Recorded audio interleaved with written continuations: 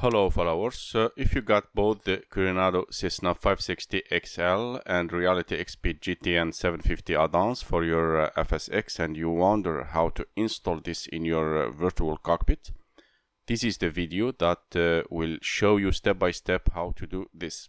So without further ado, let's get started.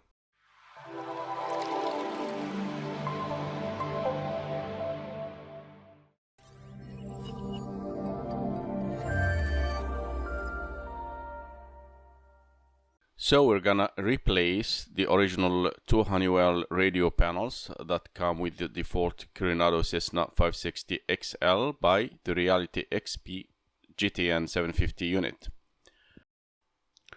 First, make sure that you have your Reality XP GTN already installed.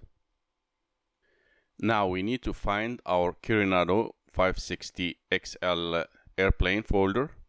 To do so, from your flight simulator directory, open Sim Objects folder, then Airplanes, and look for Carenado Cessna 560XL. Then open this folder. We're gonna use two applications, Flight 1 GTN 750XL 560 and Reality XP GTN 750XL 560. We need to start with the first one. Then next, I agree, then finish to close the window. Now the installation is completed.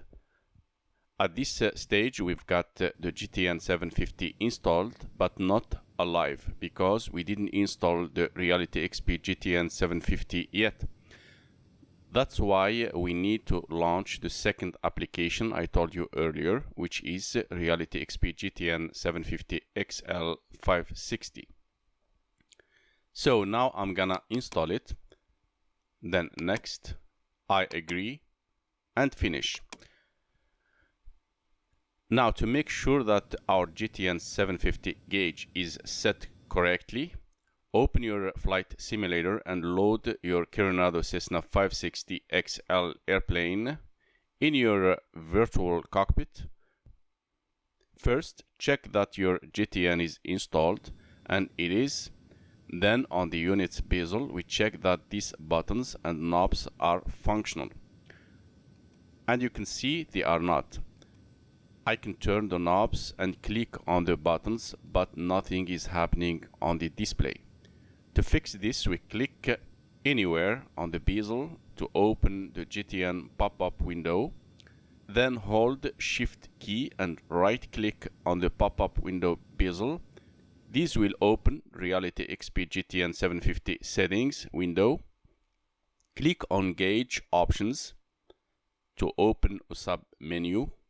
Then click on the Advanced Settings prompt to open another sub-menu. Then scroll down to find Use Simulator GPS Commands option.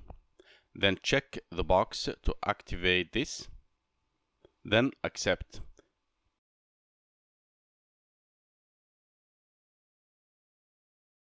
Now you can see all the knobs and buttons on the GTN bezel are functional, and this completes this installation. Thank you for watching and see you in the next tutorial.